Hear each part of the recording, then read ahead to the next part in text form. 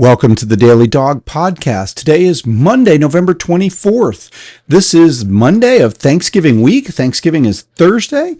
That also means this is week 14 of the 2025 college football season. It also means that it is Hate Week. That's right, Hate Week. Georgia Tech, Georgia, coming up this Friday afternoon, 3:30 at Mercedes-Benz Stadium. So, we have a afternoon time slot. We are not exclusive to this week. There's actually a full slate of games on Friday, just like a Saturday, a noon game, the 3:30 game, and then the 7:30 game. Georgia Tech sits at that 3:30 slot. And it's going to be an exciting time. I am excited that we're on the Friday. Friday is a great time to have the games. It is a little bit more exclusive. There's less games than on the Saturday, and I think you get a lot of people just ready to do something after all day Thursday, family, food, and celebrations of Thanksgiving on Thursday. And so I think it's a great opportunity that they move this game to Friday, give it kind of one of the more exclusive time slots, and we'll have the game on ABC, and it's going to be great here. So just recentering the thing a little bit.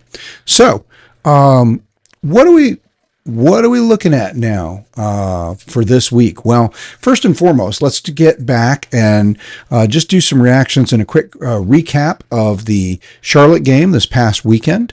And then we'll start talking about a little bit more about what we're going to look at in our Hate Week breakdown. So also, I'm working on an idea of a new format for the Daily Dawg show. I don't think it's going to be incorporated in today's, but I'm thinking about going quarters, just like football game. We're going to go first quarter, second quarter, third quarter, fourth quarter, and maybe have a break between them so you can actually chunk it out and listen to it. And I might put myself on the clock, give myself 15 minutes, just like a quarter, and we'll make the points that we're going to make in those quarters and go on. Today, I think will be a little bit shorter, though, because, again, we're just going to do some quick reactions to the game this last weekend against Charlotte, and then just throw out a few observations and things to get started focusing on Hate Week with Georgia Tech coming up this week. So, first and foremost, let's get back to Charlotte and talk about what happened this Saturday. And again, there's not a ton to break down here. A lot happened as expected, and there's just not so much we can draw from a game like this. But I think first and foremost, this game went just right on schedule, basically, at least to start. Georgia came out, and it was a little disappointing to not just take the ball and score first, but we punt, they punt. And but after an exchange of punts, Georgia takes the ball, moves right down the field and scores, and they're going to score on their next 4 drives, and they're going to force Charlotte to punt on their next 4 drives, and it's going to be a long time before they even pick up a first down. Charlotte is a vastly overmatched team, like I mentioned in the podcast before the game. Charlotte's not even good by the standards of the conference or the smaller schools that they come from. They're 1-9 coming in on the season this year, so just definitely not a good team. But that being said, in fact, I wanted to look something up here real quick. Oh, I'm not going to find it that way, I don't think. That's just by conference. I was just going to see. Now, I mentioned the other day on the most recent podcast that I had been working on a new statistical device, I guess, for lack of what you call it. I mean, a ranking system. And mostly what it is the idea is to kind of answer the question, like we get stuck in these arguments all the time where you say, well, Georgia's 9-1, best, maybe the second best team or the best team in the SEC, depending on how you look at it. And you start comparing and arguing about Indiana being 11-0, and you say, well, yeah, but Indiana's not played anybody. So part of this is to be able to look a little bit more at the schedule. And there are a couple metrics and things out there. There's strength of record, strength of schedule, which are supposed to give some context. And they do get thrown out in that argument. I say, well, Georgia has played a tougher schedule. Their strength of schedule, their strength of record is this, that, or the other. Indiana's is that. But for one thing, I don't know that those are comprehensive enough, and I don't know that they address just the key things that aren't just the schedule, but what do we see in statistics that tells you what's predictive of a team winning, or things that are important to a team winning, I guess. So the way I'm looking at it is, what I'm doing is I have gathered in my metric that I'm working on, and it's not quite finished yet, but I've done enough with it that I can start to see some data coming at, and that's where I'm going to start to tweak it. Again, I want the data to take me where it's going to go, not try to have too much presupposed ideas about it. On the other hand, if I don't bring some presupposed ideas to it, or maybe not presupposed ideas, but in other words, I have to look at the data and see if it correlates to some things that I think we do know and can know, and then look at how to adjust that. But basically what I'm doing is taking 10 key categories that I think are speak to game flow, that speak to game control, and that speak to the key statistical categories that show you whether or not a team is actually winning or losing games, and how impressively they're doing that, how much they're controlling the games while they're doing it. So these are total offense, total defense, scoring defense, turnover margin, third down conversions, opponents' third down conversions, time of possession, total number of first downs in the game, total number of opponents' first downs in the game. Those are the 10 categories that, out of all the statistics that you can look at, that I think are most important to look at and think about relative to whether or not teams are winning games. So I've got this new metric and I've been working at it. And again, it's not complete, but one thing it does do is it'll give me a little bit of a chance to see some relative information about teams and conferences. And just to give you an idea, I bring this up because to give you an idea, Charlotte in the American Conference comes in at 1-9 to the game we played this last weekend, and they were and I mentioned that right now I have 134 teams on this because the statistics that I'm using to start assembling the data to create what I'm calling this power statistical metric, or yeah, I guess that's it. I'm still working on that title. I think the idea right now is I like statistical or power, or statistical power metric, or metrics power statistical metric, something like that. You know, what is the power of this team relative to the metrics or their statistical metrics? That's kind of the idea. So out of 134 teams, and that's the data is coming out of the NCAA.org website on how these teams have accumulated on their statistics for the year. So they're showing 134 teams in FBS. Like I said, I think this season, 2 teams had moved up to be new FBS teams. So it should be 136 teams, but they're not showing them that way. But I don't think that's going to matter that much in our data. So for now, Charlotte came into this game ranked 132nd out of 134 teams in my power metric. And you just look across the board and you can see why. They were 115th in total offense, 134th in total defense, 128th in scoring offense, 131 in scoring defense, 117 in turnover margin. In fact, the only category they're not in the hundreds in was third down conversions. They actually are ranked 86th in the country in third down conversions. So this metric also, you look at the total points or the total value accumulated column, a little bit like golf I mentioned, you want it to be lower because you're going to accumulate total number of points. The lower number of points you have, the more that means you were close to, say, leading the country in that category.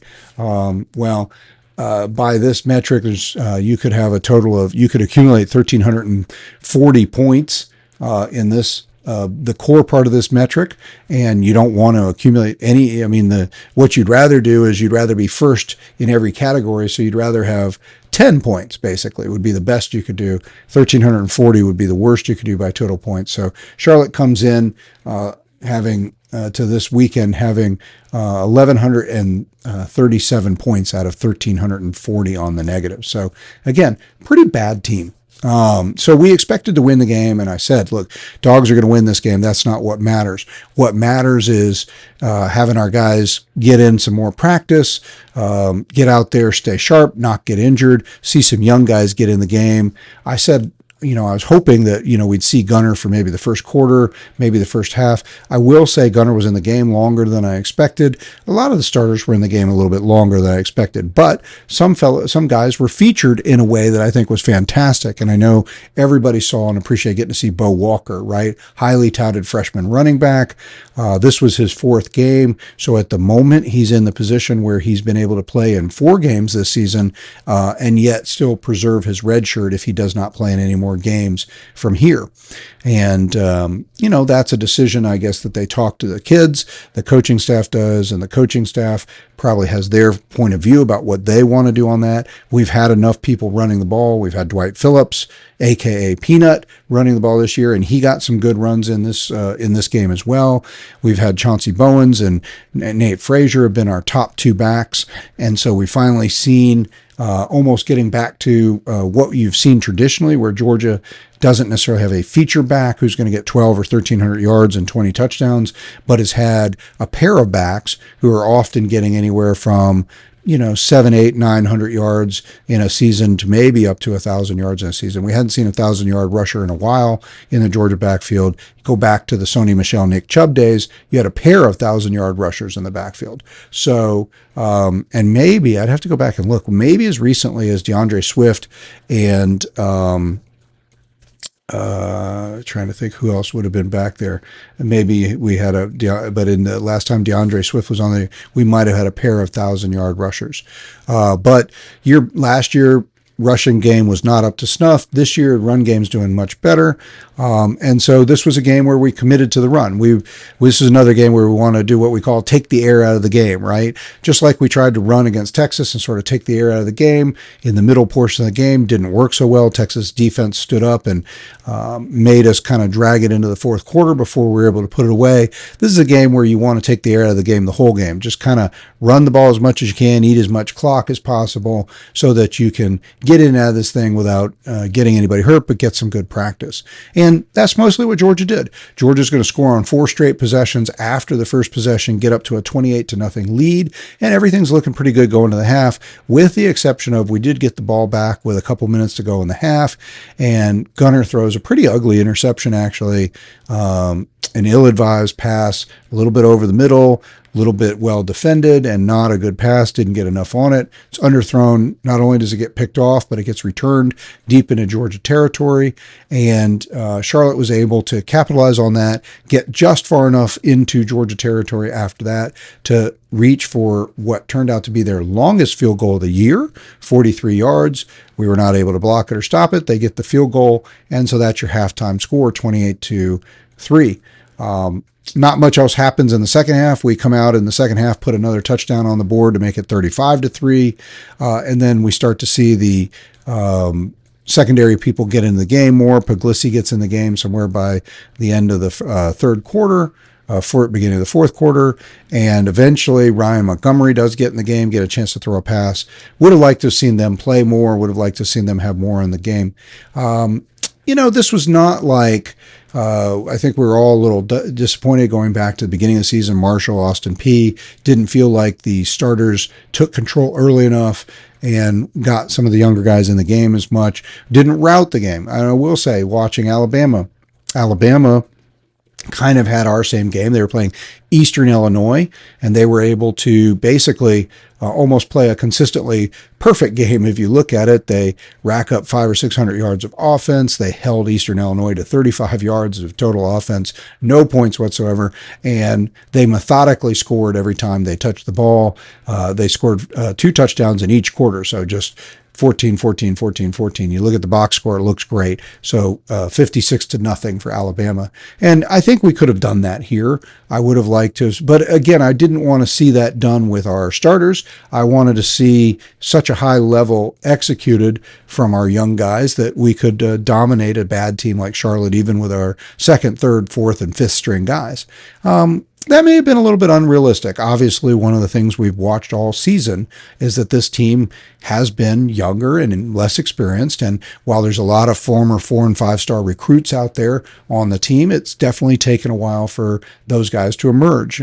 But they have. We have seen people emerge throughout the season, guys. And this is a game where we continue to see people just continue getting better and better. So, Chris Cole had a sack in this game, some tackles for loss. Just had a good game. You saw his number being called more. It's good to see him stepping up with C.J. Allen out. And a couple other guys on defense really just continue to just explode forward, and so we're really glad of what we're seeing there. Noah Thomas had a nice game, was leading receiver in terms of catches and yardage, I think, but maybe him and Zach had the same number of catches. But again, really nice to see how Noah Thomas seemed to be struggling early in the season, or we were struggling to get him into the game and get him going. We certainly are not. We'd like to have had him going and Colby Young at the same time. So sad to have lost Colby Young, but Noah Thomas has stepped up. Not quite as physical, a runner or blocker as Colby Young, but constantly improving. And all of a sudden you look down and Noah Thomas got 4 touchdowns, 250-something yards, and is just making play after play each week. So nice to see him continue. Zachariah Branch. He's just putting on a clinic, heading towards 700, 800, 900 yards, maybe of receiving this season. Maybe a while. We'll talk about that later this week. How, as we look at this team finalizing its regular season, look back and see how some of these guys perform, like the running backs in the run game and the wide receivers and the tight ends, and compare them to some of our players of old. We'll do that a little bit more this week as we get going later into Hate Week. Georgia does have its best overall defensive game of the season. Again, to be expected against a team like Charlotte, but even compared to the Austin Peay and Marshall games, hold Charlotte here to 169 yards of offense and just the 3 points. And those 3 points came on the turnover that got them the ball in our territory. Seems very likely they never would have gotten there had we not given them the turnover. So could have been a shutout, but the 3 points helps drive down Georgia's points per game allowed. Yardage went back down, so now Georgia is in 12th and 14th in total offense in terms of points allowed and yardage allowed. So that defense, and we talked about that. Look, this is Georgia's played a lot of its, and all the SEC teams for the most part, most of the SEC teams are holding back one of these cupcake payday games to create some separation. We're out of off weeks. And so this is kind of a way in which we create a little bit of separation between, so like last week, we had the big game against Texas, a top ranked team, heavyweight team in our conference. And then we've got our big rivalry game against Tech now this week. And so in between, you get this breather. Alabama had Eastern Illinois in between, playing Oklahoma at home the week before and having to go do the Iron Bowl this coming week. Auburn, also the other side of the Iron Bowl, they had Mercer this week. So you see that up and down the conference. And so one of the things that you would be expecting is that all of a sudden some of our stats are going to look a little bit healthier. Had we had this sort of cupcake payday game back in the beginning, and most teams play all of these games more in the beginning of the season, then the stats from this game would have been contributing to a little better look on paper. But now it comes in, and all of a sudden now you see, okay, now we're almost winning games 15.9 points a game, almost 16 points a game now. After this game, all of a sudden like I said, the offense is solidly inside the top 30 now, 29 and 26, I think, in terms of yardage and points allowed. Defense has moved into the 14 and 12 in terms of yardage and points allowed. So now you're starting to move into that, not just top third in the country and not just even the top 20, but now the defense is moving up into elite statistics.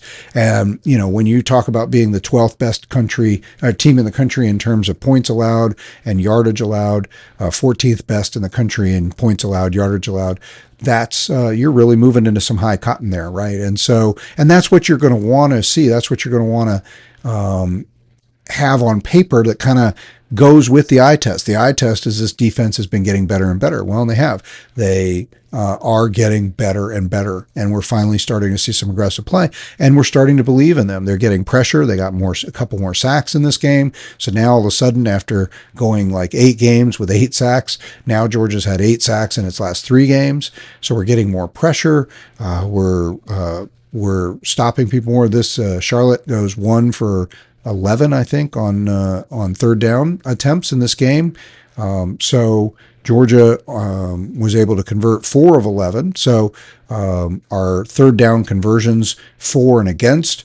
Again, the stats continue to improve. We held the ball about 38 minutes in this game. So our time of possession, which we're in the top 7, 8, 9 in the country in that stat continues to go up, just showing how we control the game along with our run game. We ran for over 190 yards. So we continue to average about 190 yards a game rushing. And so generally speaking, you're really seeing things round into form. We outgained Charlotte by 280. I've mentioned yardage differential between offense and defense, offense gained and defense allowed, I think is one of those metrics that tells you a lot about how the game went, not just did you win or lose. And so we outgained Charlotte by 280 yards in this game. We improved our overall differential on the season to over 135 now. So, and again, nice to see our yardage allowed under 300. That's always an elite measurement right there. Don't know if we'll be able to stay there because, again, you got Georgia Tech came into their game this last weekend as the number 1 offense in the country in terms of yardage, just under 500 yards a game. Nobody is averaging 500 yards a game anymore coming into this week. We'll take a look at the stats again later here in Hate Week to see how the other teams are done. I haven't had a chance to refresh those as just kind of reactions to what we saw this weekend and quick reactions to what to expect this week. That's our goal here today.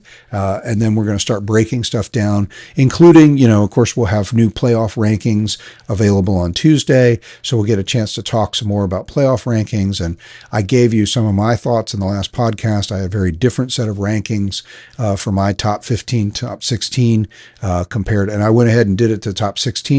Only to include Georgia Tech since we had that game coming up.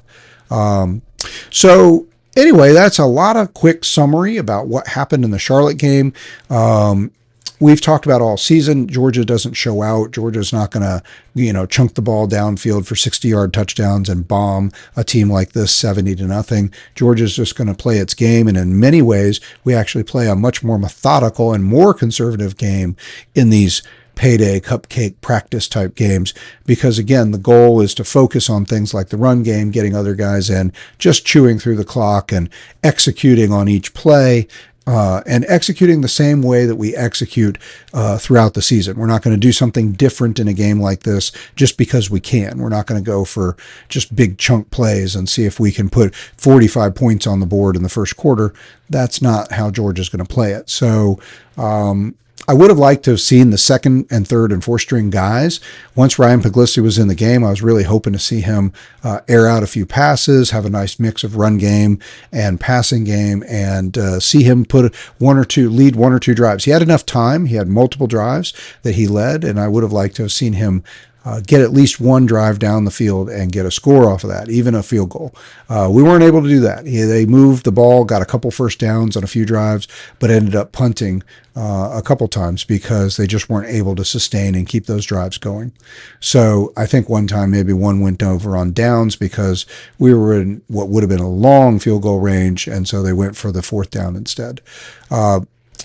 Just not as crisp and impressive as I would have liked with the young guys, but admittedly, what we have seen is a lot of these young guys getting crisper and better as the first and second teamers who've continued to improve and move Georgia from a team that both as fans, we were questioning, is this a championship potential team? Where how much do I invest and believe in? I mean, we're always invested. We always believe in Georgia football, but really deep down inside, do we think this is a championship season, or are we going to be surprised? And we've watched this team evolve, and they are what their record says they are. They are a legitimate number 4 team in the country. When you look around them, that's a very reasonable ranking compared to how they compare to the other teams. And you look at what we did against Texas, and and again, Texas is not the greatest team in the country, right? All right. They were ranked number one, preseason number one. They now have 3 losses on the season, but we talked about this as we broke down the Texas game. They are a legitimately high-level talent team, and they can at any time start to put it together, much like we put it together. And it did actually appear that they were improving as the week or as the season went on until they got to the Georgia game. And validating that a little bit, they did explode offensively. So they had a couple 400-yard plus offensive games.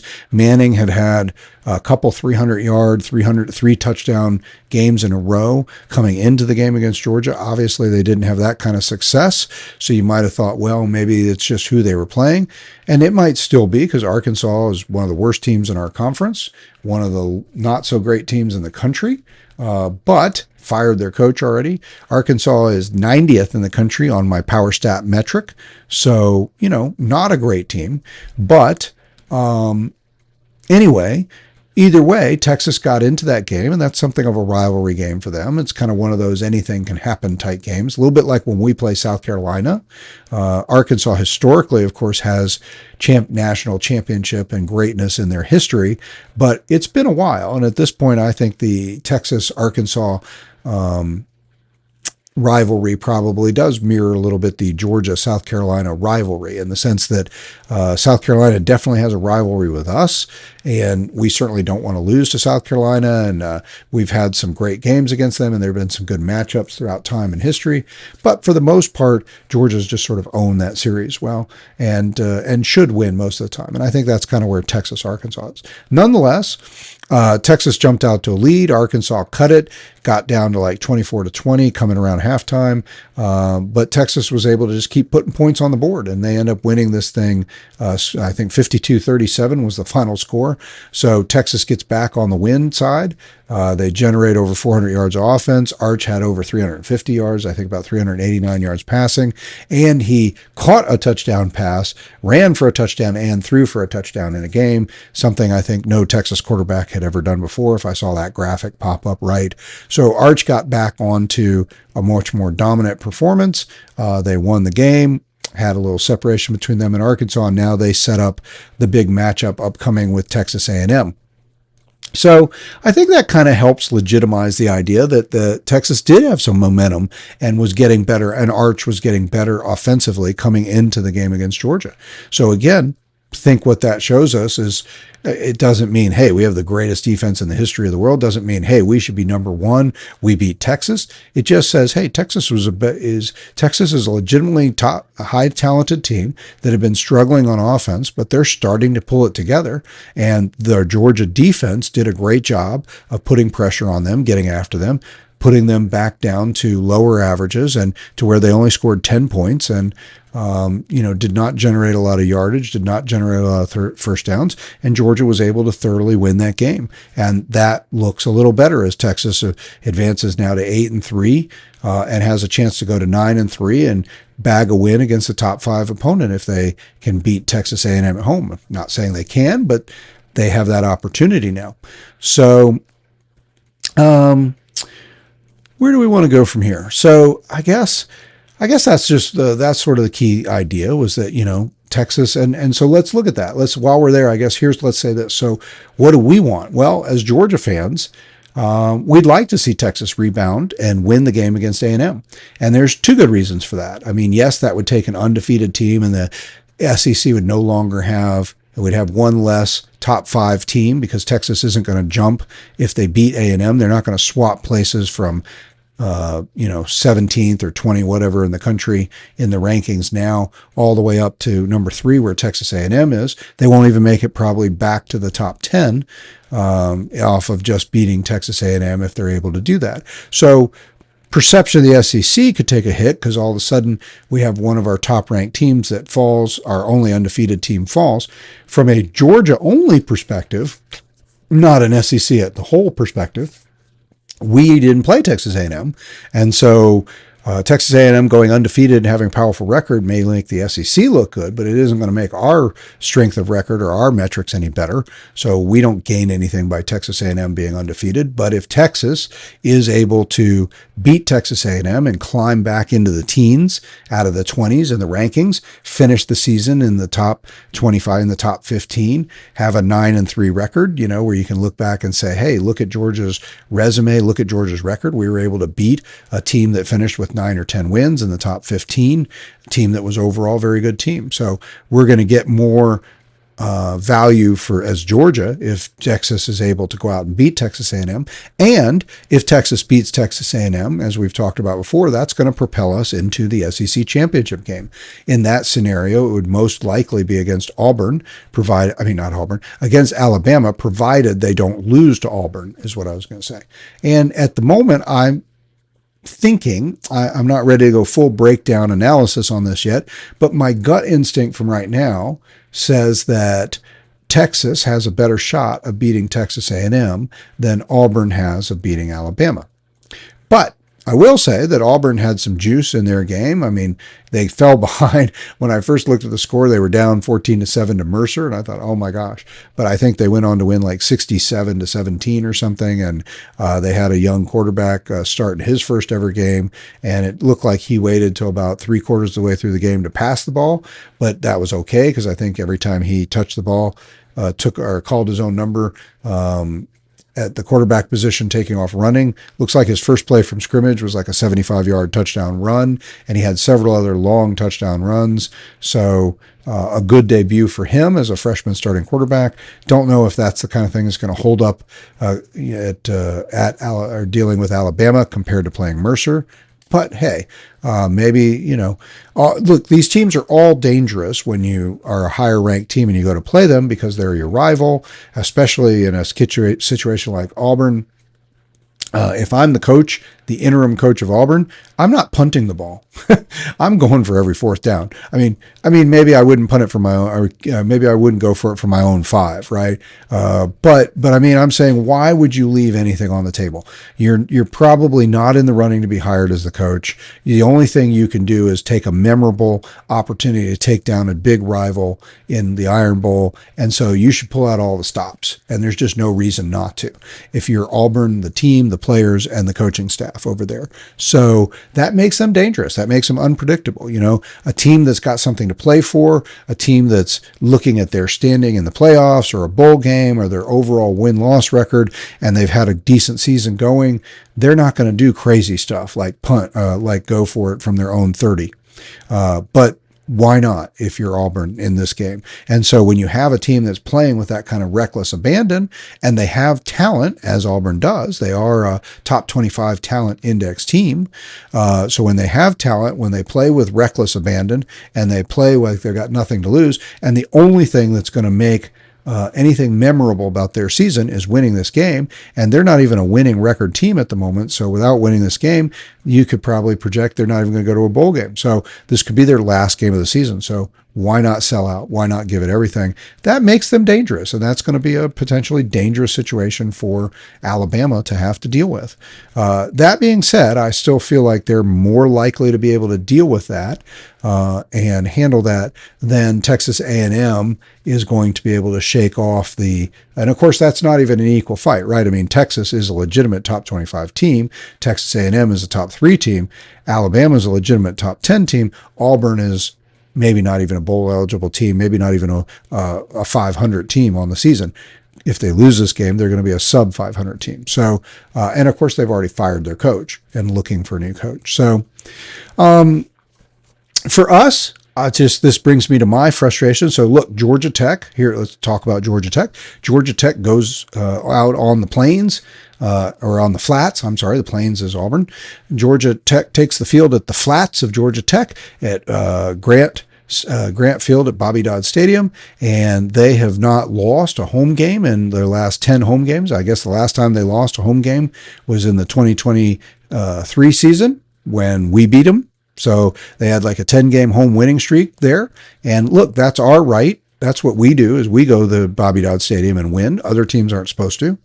So Pittsburgh comes in, and yeah, they had just been bounced out of the rankings last week after getting smacked down by Notre Dame in an ugly game. But they also came in with only one loss in the ACC and in contention for the ACC. Georgia Tech came into the game with, if they win the game, they're in the ACC championship game. So Georgia Tech comes into this game this last weekend controlling their destiny. And certainly on paper, a more powerful and higher ranked team than Pittsburgh, who's just outside the top 25, whereas Tech is a top 15, 16, 18 team. So they get off to a horrible start. They get buried and they're down 28-0. They fight back and they slowly work it back to, by the time you get to into the fourth quarter, they get it to 35-28. They pull within 28-14, and then give up a interception return for a touchdown that goes the other way, makes it 35-14. So again, Tech has to keep working to come back. They get it to 35-28, and then they are not able to force Pittsburgh to punt when they're on their side of the field. Pittsburgh gets a couple first down, gets over midfield, then breaks off like a 40-yard run. Pittsburgh's running back runs for over 200 yards in the game. This guy rushes off to the end zone on a 30, 40-something yard run, puts Pittsburgh up 42-28, and that's where it ends. Tech isn't able to do anything else. Next time they get the ball back, they give the ball back on downs. Just a crying shame, really. I mean, I'm very disappointed in Tech, I've been saying, and I know a lot of you may think this is a sort of a controversial point of view for a Georgia fan. I've been rooting for Tech and saying, look, I want Georgia Tech to be one of the best teams in the country so that when we play this big rivalry game on Thanksgiving, on Friday after Thanksgiving, that everybody in the country is tuning in for must-see TV to watch this thing. And part of how that's going to work is the other team has to be good. And we've seen that. Georgia is bringing the eyeballs to TV. We've had multiple games. I think the most games of anybody so far that have had like 10 million or more viewers. And so when Georgia's, the Texas game had like 10.4 million viewers against in that game. So Georgia's one of the most watched teams in the country. So if Tech would do their job, win the games. Now, look, they're coming into this better. Last year with the bowl game and everything, Tech finished up 7-6. They're already 9-2 so far on the season. So even if they lose to us and lose the bowl game, they're going to finish 9-4. 9-4 is a 2-game improvement and showing steady improvement on last year's 7-6 record, which was an improvement on having a losing record the year before that. So Tech is making improvements, and it's a lot to ask for a team to jump from 7-6 to 11-1. And so I know that's what I'm asking, but their conference is weak, and they've done a good job up to now. But maybe what we're seeing is that they played out the string, that they got to 9 wins, which was always going to be 9 or 10 wins was maybe the ceiling for this team. They just got there at a point where you might have thought there was something else. You might have thought that they were an ACC championship contender. You might have thought they were a playoff team. Well, all of that came crashing down in these last couple of weeks. They've lost 2 of their last 3. One to NC State, who is not a good team. NC State is ranked 100 or worse in my power metric ranking. So they are not a good team. And Tech went on the road and lost to them in an ugly shootout game where defense was just completely forgotten about, or people were allergic to it. I'm not sure what. But they lose on the road. They come home. They get a win. And then they get Pittsburgh. And now they lose at home to Pittsburgh. And this is their first home loss since 2023. They lose their 10-game win streak at home, and they lose their control of the ACC, and they've lost their opportunity to get into the playoff, most likely. I mean, possibly a win against Georgia changes the playoff mix. It's not going to change the ACC. They're out of the ACC. They're not going to make that. And getting into the ACC championship game, look, there's no great teams in the ACC, so if they got in that game, they could have controlled their destiny and won their way in the playoff, winning the game. But now they're not going to have that opportunity. They're out. They're eliminated by taking that loss. And Pittsburgh is actually possibly in that position. I think Pittsburgh and Virginia are your 2 top teams maybe to make the ACC championship right now. But I don't think. I mean, look, Tech's 9-2 now. So if they were able to beat us, they jump to 10-2. They're going to hold. They're holding on in the AP poll. We don't know about the playoff poll yet, but they're holding on the AP poll in the bottom of in the 20s. They lost like 8 spots for the loss over the weekend. But if they beat us, they would obviously jump back up probably all the way into the teens.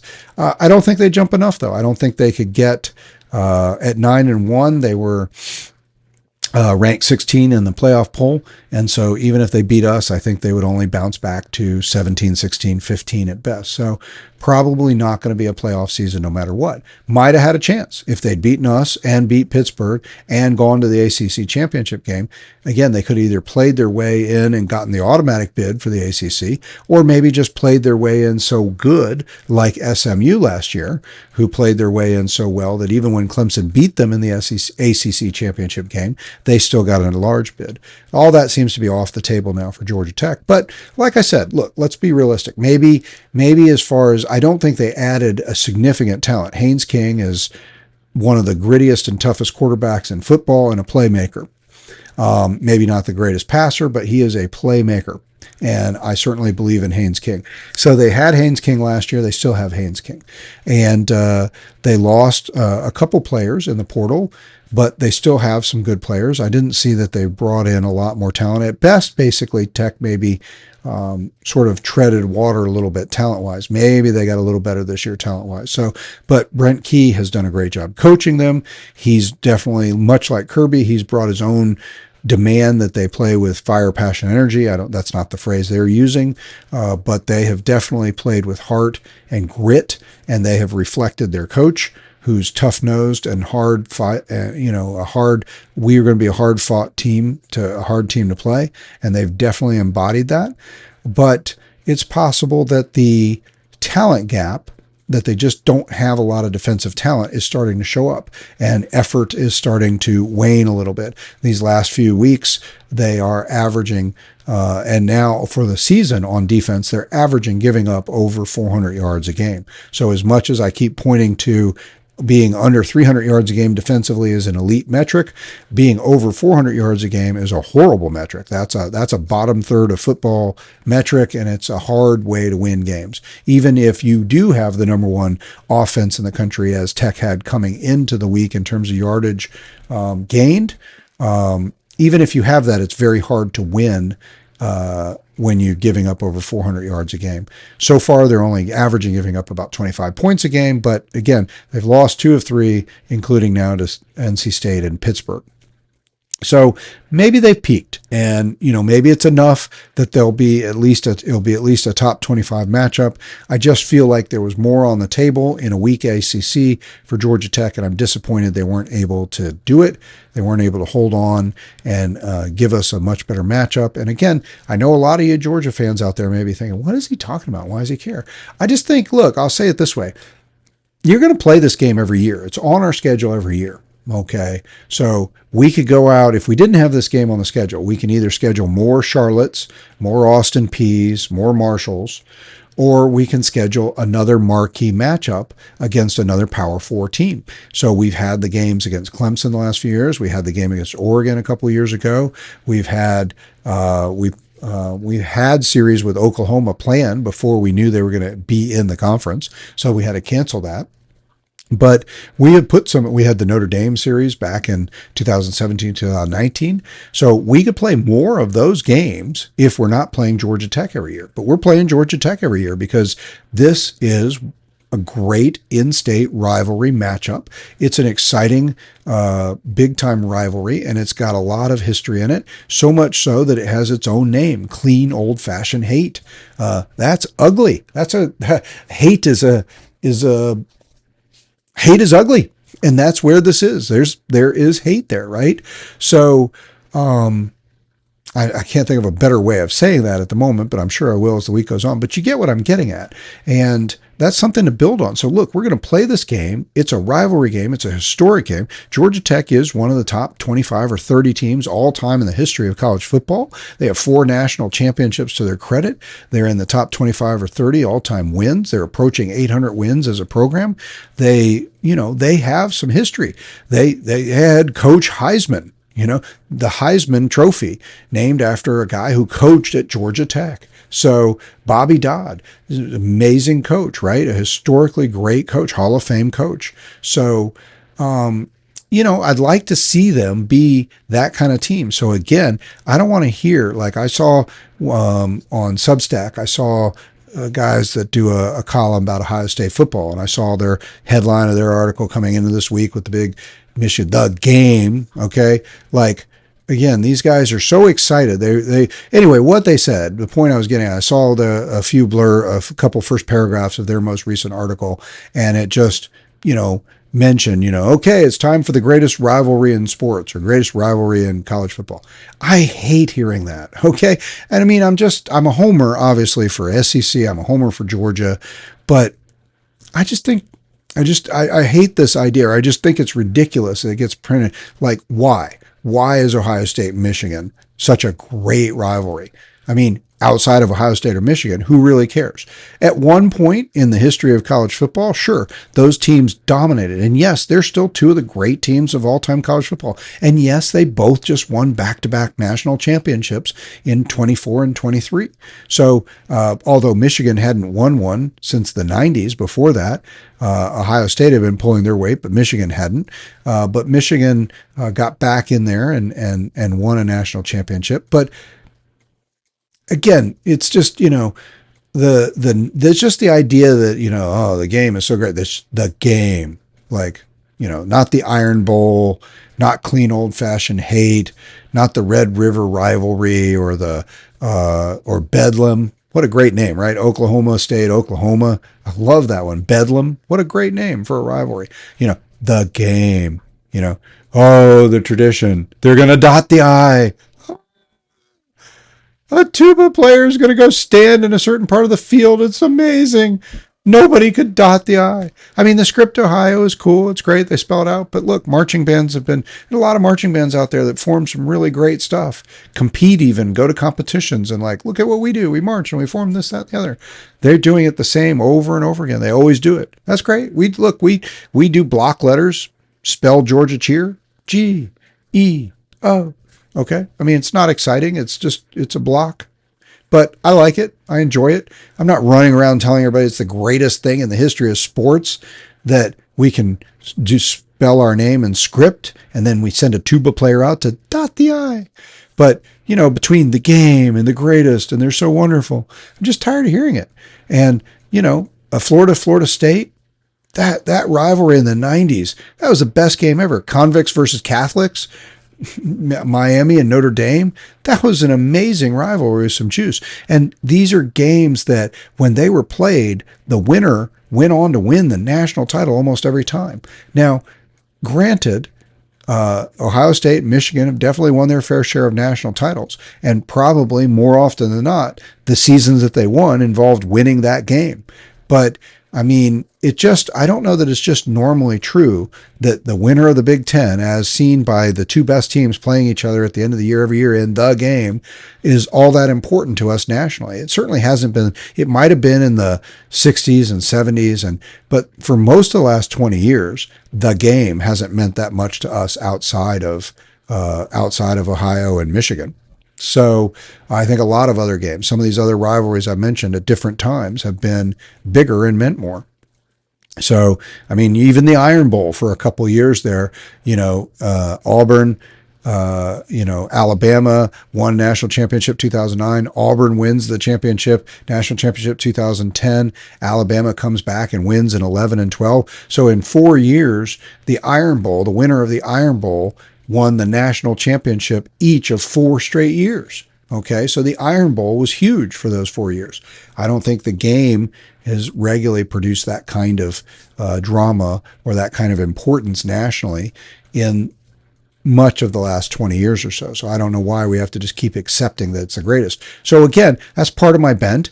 Georgia Tech could be the greatest rivalry. It's clean old-fashioned hate. These teams hate each other. They're historically great teams. And if they would meet every year as top 25 teams with the playoffs on the line, then it would just add to that mystique. And Georgia Tech needs to do their part. So maybe I'll cut them a little slack and say, look, they've taken a step forward this year. But I'm disappointed. I'm sure Tech fans are disappointed. So I know they wanted to come into the game and and look, what I'll say is be in the top 10, top 15. But obviously, if you lose to Pittsburgh, that's not going to happen. I'm sure they wanted to come in and have the playoffs on the line, or even imagine that, maybe this will be the first of two games that were played here at the end of the season. Then again, we meet in the playoffs. I mean, that would be a dream for Georgia Tech, right? To get in the playoff and have a chance to beat Georgia, knock them out of the playoff and advance themselves. But obviously the ceiling for this team wasn't there. Doesn't mean they can't beat us, by the way. They're still good enough to beat us. My initial instinct is right now, ESPN's predictive model shows we're like 80, 86%, 84% chance to win. It looks like the line is open at about 13.5 points. There's a lot of people mocking Georgia Tech for selling this game into the Georgia Dome and pointing out, not the Georgia Dome, I keep making that mistake, Mercedes-Benz Stadium, and sort of mocking them and saying, hey, they might have got all this money for selling their home game, but they're going to be embarrassed when the stadium is 70% Georgia fans. And that may happen. I mean, I think that for a while we were on the road to seeing a record number of Tech fans show up, represent their school, and really care in a big game because they'd been building this momentum in the season, a lot of excitement.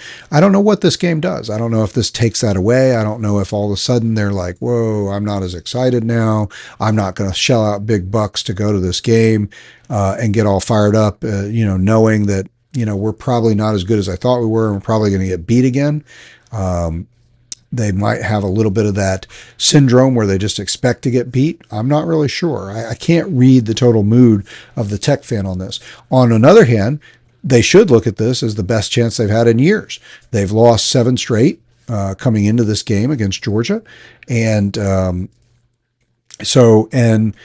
just to talk a little bit about, I always give the perspective or my perspective on rivalries and the histories of these things. Since I stepped foot on campus as a freshman, we actually lost to Georgia Tech that first year. And I remember it.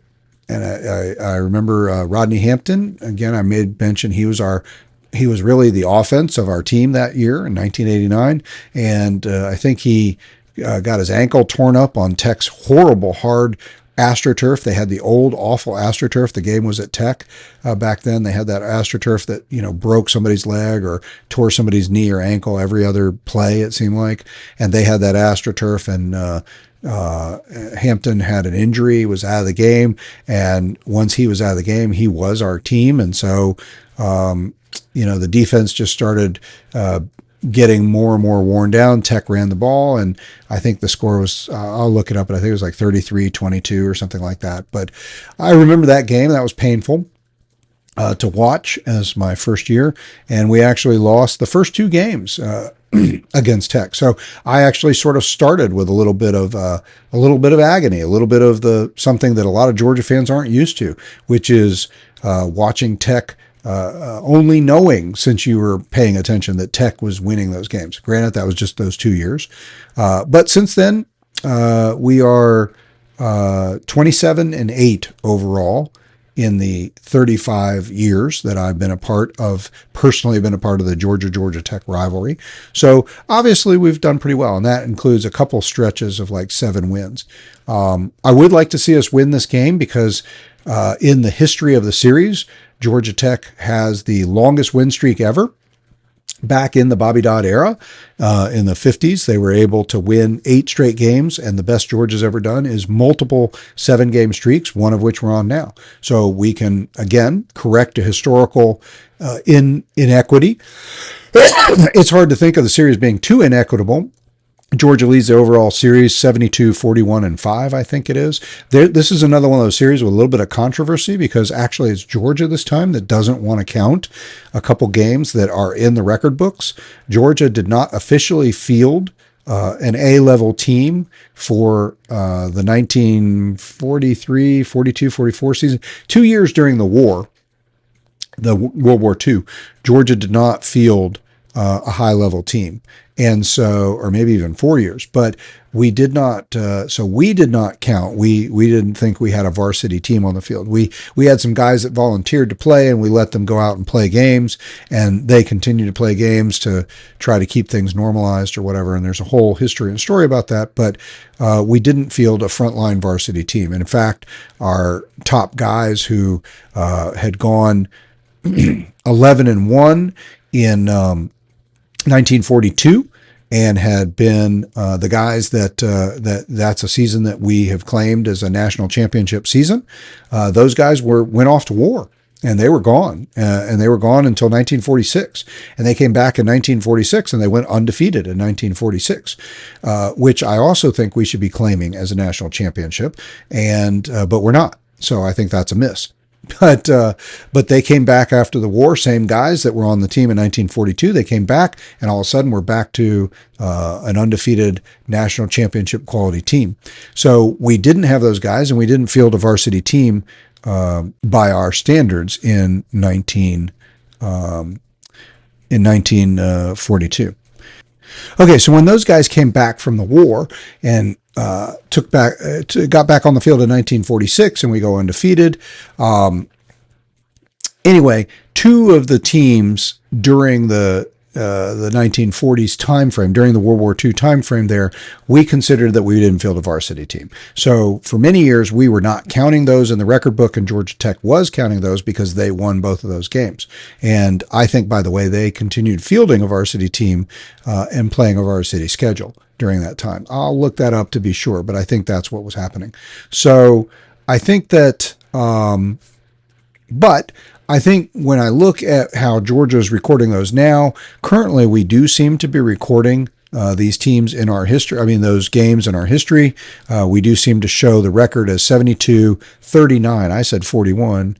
Oh, no, I'm sorry. I take it back. Nope. Georgia is not counting those. We're calling it 72, 39, and 5. Okay. See, I missed that part. I saw the 72, and I had it reversed in my head, because that's right. We took the losses in those 2 years, whereas if you look in most of the other record books and most of the other sources, and definitely in Georgia Tech's record books, the series is listed as 72, 41, and 5, and we listed as 72, 39, and 5. So this is another one of those rivalry, and this is funny that Georgia has so many of these moments, like with Florida. We got a couple of these series now where we can't even agree on how many times we've actually played each other. So I think that's just funny, and I get a big kick out of that. So from Georgia's perspective, this is 72, 39, and 5, and we're not counting those couple years of the wins. So, but what is still at play, like I said, is that in this game, Georgia could even the all-time record of the series of who has won the most games in a row, Tech having won 8 in a row back in the 50s. And it'd be great to see Georgia get back on the on top of that one and tie Georgia Tech with 8 overall win. So yeah, Georgia Tech's longest win streak was actually from 1949 to 1956, 8 straight wins. Georgia Tech's largest margin of victory in the history of the series was 48 points. They had a 48-0 win in 1943. Georgia has won 7 straight a couple times, including currently, and Georgia's largest margin of victory was 45-0. The 2021 game was 45-0. So be nice to see us get that 8th straight win in this series. Obviously, be nice to win this game just to preserve our top 5 ranking and our standing moving into the playoffs. We don't know what's going to happen in the SEC championship yet. I was talking about if Texas, just to go back to that for a moment, if Texas is able to beat Texas A&M, that would put us in the SEC championship game against Alabama, provided that they beat Auburn. If they were to lose to Auburn, that would also put us in the SEC championship game, even if Texas A&M wins out. And if both of them lose, I think we still end up probably with then I think we could end up in the game. I don't know if I think it'd be Ole Miss. If Ole Miss wins the Egg Bowl and Texas A&M and Auburn and Alabama both lose, Alabama would be with 2 losses. They would be out. A&M, Ole Miss, and Georgia would all have 1 loss. And so the 2 teams that would advance would be the 2 teams with the best record, which would, I believe, be Georgia and Ole Miss. So those are still some odd scenarios, and I would enjoy a Georgia Ole Miss. I don't really want a rematch with Ole Miss, but a Georgia Ole Miss SEC championship game would at least be a fresh matchup. So would a Georgia Texas A&M. That would be a fresh matchup, and it'd be a fresh opportunity to see either Ole Miss or Texas A&M. Those would be first time entrants. Neither of those teams has ever been in an SEC championship before. But the most likely scenario is, I think, that Texas A&M loses and Georgia gets into the game against Alabama. And not only is that not a fresh scenario, that's a fairly stale scenario. We have certainly seen our share of Georgia-Alabama SEC championship games of late. But I don't have a bad feeling about that one either, because I would like our chances to get a rematch on that and see if we can't get back off of this 9 out of 10 losing problem that we got going on against Alabama and get back on a win and get a win in a key big moment in the SEC championship and just in time to, go on and play into the playoffs. So I think that would be great. So we'll see what happens there. But Georgia Tech, go back to my key point. Georgia Tech, we're going to play this game every year anyway. So this game now has sort of already created the kind of problem. This game sort of explains why I want to see Georgia Tech be great and win out, because we're playing the game anyway, right? Well, now they went out and lost to Pitt. They lost to NC State. They lost 2 of their last 3. They're barely hanging on the top 25. They were a top 10 team just 3 games ago. Now they're barely a top 25 team, okay?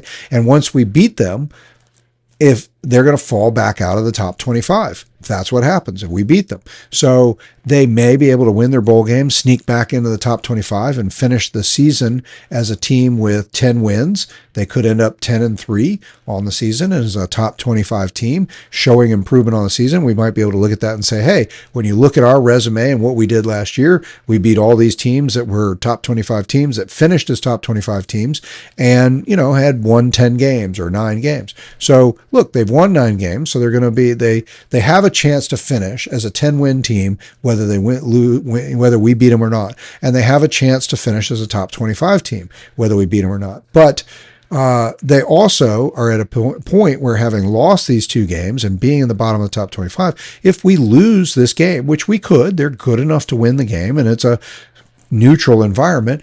If we lose this game, well, now that's kind of embarrassing to us, okay? If they had been number 8 in the country still, well, now you got a 4 versus 8 matchup, and number 8 actually turns out to be the winner. And I'm not saying it's not bad to lose a game, take another loss, but the risk is all on our side in a game like this. Because Tech has lost their standing, we don't gain that much by beating them. If we beat this team that just lost to NC State and Pittsburgh, well, we're supposed to beat them. If we lose to them, then it's like, well, maybe all that momentum we thought Georgia had really wasn't there. And we're not going to, and possibly we tumble way out of the rankings, way down in the rankings for losing to a team that's not that great. But if you lose to a team that's in the top 25 or in the top 10, look at Ole Miss. Ole Miss came on the road, ranked in the top 10 against us. They lost a close, 1-possession game, 8-point game to us. And they stayed in the top 10, and then they've been able to fight their way back up to where they're number 4, 5, 6. They've been bouncing between 5, 6, and 7, 8 in the country. So they barely lost any ground after losing to us, because they went on the road and they played a top 10 team, a top 5 team, and they got credit for that. So we're guaranteeing ourselves a power team, a Power 4 conference team game every year, playing Georgia Tech as we should in this important rivalry. And this rivalry should just mean more to the country. It should be a game that people want to tune in to see. Great historical teams that literally hate each other in the name, and that are vying for the right for seeding in the playoff and the chance to go on and do great things beyond the season. That's why it should matter. And we should, if we're going to play this game and win it or potentially lose it, then the risk reward ought to be there for us. And as long as Tech continues to hit this glass ceiling and only be where they are this year, the losses they've taken in the last 3 weeks, 2 of the last 3 weeks, has again just turned this into a risk game for us with minimal reward. I mean, it's going to be a reward to play a hated rival and hopefully win the game.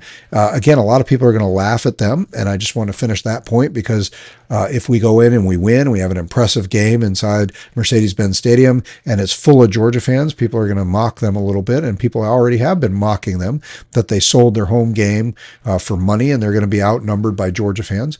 Well, look, I don't think that's actually that bad a deal. They were going to have that anyway. Every year when we play at Bobby Dodd Stadium, Georgia fans in the last 10 years have frequently outnumbered Tech fans. Tech has always acknowledged that Georgia fans are going to flood their stadium. In fact, they know Georgia fans who live in the metro Atlanta area, and that's many, that's legion of us, right? They know that Georgia fans have sort of figured out, hey, we could just buy season tickets it's cheaper, like when a game like this gets hot and the tickets are selling for $200-$300 a piece, it would have been cheaper or easier to just buy Tech season tickets and have the game included in the season tickets. Tech knows that. So for years, they've either put the Georgia game out separate, or they've created special things where you can only get the Georgia game if you buy the whole season ticket, or that you can only get the Georgia game if you buy the Wake Forest game and the other crappy games that they know are going to be lightly attended. Doesn't help. Georgia fans aren't typically going to show up for the Thursday night Wake Forest game or whatever just because they had to buy the ticket to it to get the fans, but Georgia fans have been buying Tech tickets from Tech and season tickets from Tech for years to get into that game and enjoy going to a game right in hometown. Since so many Georgia fans live in Atlanta, it's a fun, easy way to go in and get that game. And most of the time, when you look at the stands at Bobby Dodd Stadium, they're at least 50-50, if not mostly Georgia fans. So, look, I think that in this version, Tech actually has a chance to put more people in the stands. They're not going to get overwhelmed and out. I mean, they may get overwhelmed in Mercedes-Benz Stadium. They may be more Georgia fans there, but there also could be more Tech fans there, and they're getting more guaranteed money for this instead of where Bobby Dodd has a lesser capacity. I forget what it is, but I think it's 57,000 or less. Well, now you can have 73,000 people at this game, and Tech is getting the money up front. They were already guaranteed what they get out of selling this game. So I don't think it really changes the equation, I guess is what I'm saying. They were already facing being outnumbered by Georgia fans in their own stadium. This is actually less embarrassing than having your own stadium be taken over in red. And this is a better deal because now they're not trying to wheedle the money out of Georgia fans directly, but maybe punishing their own fan base. Now they're able to just actually get the money from this entity, this outside third-party entity that's bought the game and marketing it, and they just get a guarantee. And so, look, I applaud Tech for the creative thinking. And honestly, again, big-time matchup like the world's largest outdoor cocktail party, a named game, Red River Rivalry, Texas and Oklahoma, a named game with a neutral site thing. Maybe we'd be better off. I mean, Georgia fans are not going to want to give up the home game, having Georgia Tech come the home game, but I'm not so sure that I mind if Georgia Tech wants to, for increased capacity, since their stadium is smaller than the least number of people that turn out for a Georgia game. And I guess that's one negative we can speak to real quick. Yes, the fans at Sanford Stadium, I mean, it was still listed because the tickets were sold. It was still listed at 93,033 sellout. And obviously there was 10, 20, 25,000 seats. There's probably 70, 72,000, 75,000 people, maybe 77,000 people at Sanford Stadium actually on Saturday. And yeah, after the big night game against Texas the week before, there was a threat of rain in this game. It had rained overnight. Charlotte coming in, not a great game. The beginning of some students have already gone home. There's only 1 or 2 days of classes left, Monday, Tuesday on campus. Some students had already gone home, not either having those classes canceled or they'd built up enough credit in those classes they could just skip those last class or two, go home for Thanksgiving holidays and be away. So the student section was light. Just a lot of factors involved in that. I don't want to make excuses. I think still top fan base, you'd like to see every game just be packed out and just be, full-throated enthusiasm all, to the highest level. But realistically speaking, a 12:30, 12:45 game following a rainstorm against a totally crappy opponent the week after a huge, big emotional game with the Texas game, and at a time where people are getting ready to disappear for vacation for up to the full week. This would be the first weekend, running into a Thanksgiving break for a lot of people. A lot of metro schools have, high schools, kids in high school, brothers and sisters of kids in college, and they have the whole week off for Thanksgiving. So a lot of families are going away for the holidays. That affected the attendance. So, a little bit of a downer to see the attendance, but back to the Tech game, I think we're going to see a big crowd. It's going to be really interesting to see how it turns out, how many Georgia fans, how many Tech fans. And yes, the Georgia fans may vastly outnumber and excite the Tech fans, although the Tech fans, we have 2 ways to see what happens to the Tech fan. Are they going to kind of collapse here in enthusiasm because the end of the season has had a little bit of a collapse? Are they going to be less excited like 2 weeks ago, 3 weeks ago? They were number 8 in the country, or, they were in the top 10 and they were looking at a top 10 showdown and thinking this could be our year. We're going to take down Georgia, a national televised audience. And now they're thinking, crap, we're going to get our butts handed to us. We're going to get, we can't even beat NC State. And now we lost to Pittsburgh. And now we're, so now all of a sudden we're going to be, it's just going to be another big letdown. Is that how they're feeling about it? I don't know. We'll see. It'll be interesting to see what they do. I expect that there will be an increase in Tech enthusiasm and Tech ticket sales to what you might see just at Bobby Dodd Stadium. Bobby Dodd Stadium, as I got off on that tangent, is smaller than the smallest crowd that would ever show up at a Georgia game. So there's a good chance this thing is packed out and that it's maybe 70-30 Georgia Tech fans. But even that would be a nice uptick. I mean, if Tech could get, let's see, you got 72,000. So let's say it's 40,000, 45,000 Georgia fans and 35,000 Tech fans. That's probably more Tech fans than are typically in Bobby Dodd Stadium for a Georgia Tech game.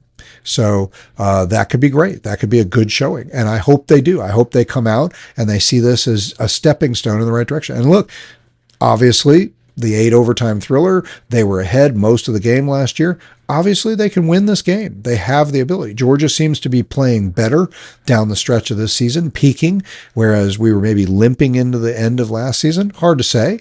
We had the big game against Tennessee towards the end of last year, beat them down, and then we turned around and we had the Tech game at home and we fell behind. We were in our pattern then of falling behind in the big games, and you saw from this week's game, look, Tech got behind against Pittsburgh, who's a decent to not too bad a team, pretty good team maybe, top 50, top 60 team.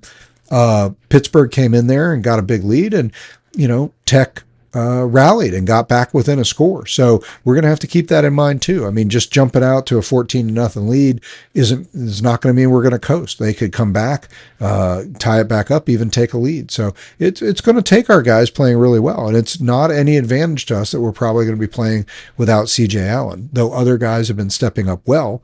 Having those guys be stepped up with CJ Allen on the field would be even better, knowing that Tech is one of the top offensive teams in the country. Not so much in points. In points, they're just a little bit ahead of us. They score in the 35.5 point range. We're averaging 33.7. But so they're still well inside the top 20, 25 in points scored. But in yardage gain, they were number 1 last week. So a little bit of a disparity there, but they're dangerous in that regard, and they could win this game. I don't think they probably will. I think the problems on defense make for a bad matchup because of how well our offense has played and how consistently our offense has been able. And in the two games where we had to have shootouts when the defense wasn't as on point as we would like, Ole Miss and Tennessee, in both games, the offense was able to have really impressive games. And I think against another weak defense, they could do that again. So my early impression is that it's going to be hard for Georgia Tech to win this game. We're going to break down, do full predictions and stuff later, but that's my first look at it. So listen, we're going to call it here for the day. This will be the Daily Dawg podcast for Monday. We're going to try and be back every day this week with the holidays leading up to and talk about topics. We got to look at I'll have to look at the timing because we're going to want to look and talk about breaking down the rankings, although I don't think there's going to be a lot of movement in the college football playoff rankings this week because there's just not that much happened to change those rankings. But we'll talk a little bit about why I think the rankings should be what I think they should be and give you a little more insight into how I came to those conclusions. I kind of spit it out before. We're going to talk about that. We're going to break down more about what Tech has done this season and how do we judge their season. What do we think the ceiling is for them going forward, and what do we want to see, and what do we think is going to be, what does it look like the matchups we could be facing, and what are we looking at as we start looking ahead into the playoffs with just one regular season game to go. Hard to believe we are already at the end of Georgia's regular season. This is the last of the 12 games we were guaranteed coming in on the season, and I just can't believe it's flown by. Thank you for being here and enjoying it with me. Please remember that you can watch the Daily Dawg podcast, the video version on YouTube. You can get the audio only on YouTube. You can get the audio where you get podcasts other places like Apple and Spotify. And you can always come to thedailydawg.com, which is at Substack, where you can see the video or audio podcast is available there. You can leave comments, send messages. Thank you to those of you who have sent messages. It was great to hear from you. Glad you liked the show. Glad you had much to say. And I hope you see that we at least took one suggestion to heart for one of you who made a suggestion. So hopefully that works better for you. And we are listening and we love to get that feedback. Please tell people about the Daily Dawg. Let's get more people involved in the conversation. Please send comments. I would love to do a whole show where I just got to read out emails and comments and answer questions or just reply to things that people had to say. Love to hear from you. dailydawg.com. You can leave your comments, or you can probably do it from any of the other platforms as well. Also, we're on social media. We're on X. We're on you look for the Daily Dawg UGA or Daily Dawg-UGA at Facebook, Instagram, or X, and we are expanding our social platforms, and we're putting out the short videos there too. And the short videos are popping up, and a lot of times the short videos are just small clips of these bigger videos, but also a good thing to share and tell people about the Daily Dawg. So thanks again for being with me so far this season. Hope that we continue to build the audience and the conversation. This is Hate Week. Go Georgia. Go Dogs. Beat Tech, wreck Tech. That's what this week is all about. So let's not lose focus on that. Go Dogs.